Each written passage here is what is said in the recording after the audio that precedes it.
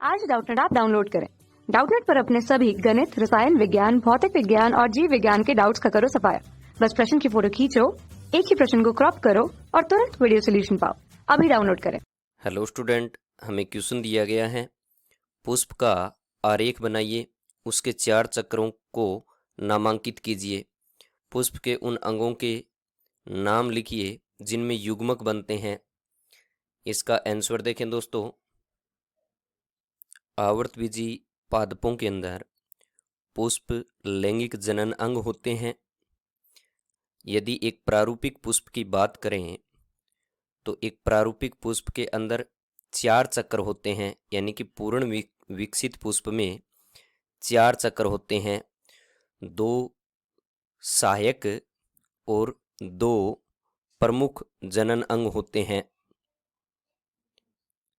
सहायक जनन अंग वे होते हैं जिनके अंदर किसी भी प्रकार की जननक्षम संरचनाएं नहीं बनती हैं, वे चक्र क्या कहलाते हैं? सहायक चक्र कहलाते हैं। लेकिन जनन की प्रक्रिया के अंदर वे क्या होते हैं? आवश्यक होते हैं। इस कारण इनको क्या कहते हैं? सहायक जनन चक्र कहते हैं। और 2 आवश्यक चक्र होते हैं जिनके अंदर युग्मकों का निर्माण होता है, वे चक्र क्या कहलाते हैं? आवश्यक चक्र कहलाते हैं। सबसे पुष्प का जो बाह्य चक्र होता है उसे कहते हैं बाह्य दलपुंज। उसके बाद दूसरा जो चक्र होता है रंगीन पंखुड़ियों का, उसे कहते हैं दलपुंज। दलपुंज जो होता है वह क्या करता है? परागण की प्रक्रिया के अंदर सहायक होता है।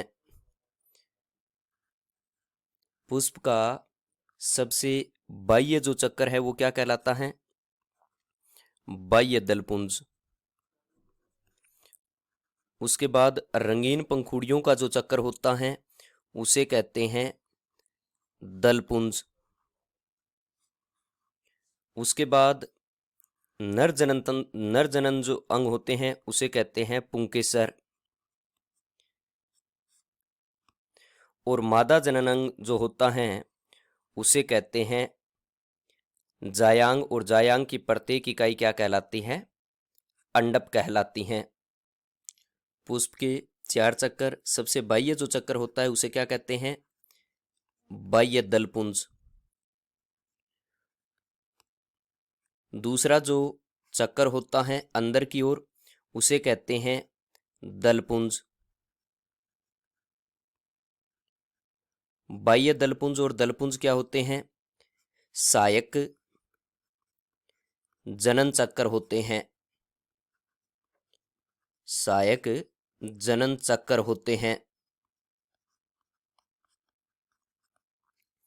तीसरा जो चक्र होता है उसे कहते हैं पुंकेसर।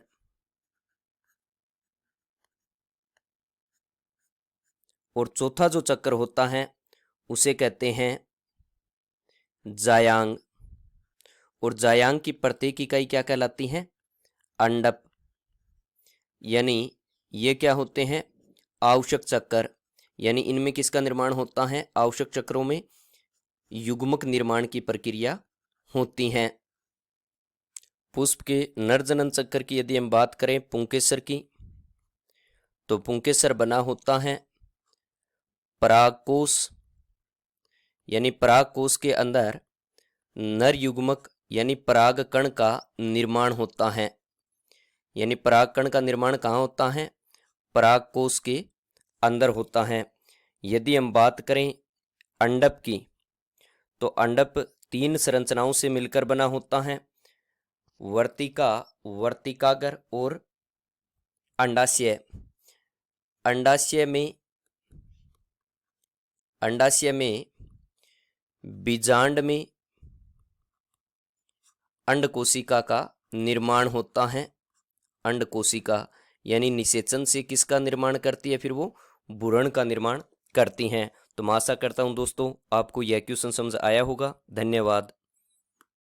कक्षा 6 से 12वीं से लेकर नीट, IIT, JEE वो एडवांस के लेवल तक 1 करोड़ से ज्यादा छात्रों का भरोसा। आज ही डाउनलोड करें डाउटनेट ऐप या व्हाट्सएप करें अपने सारे डाउट्स 8400 400 400 पर।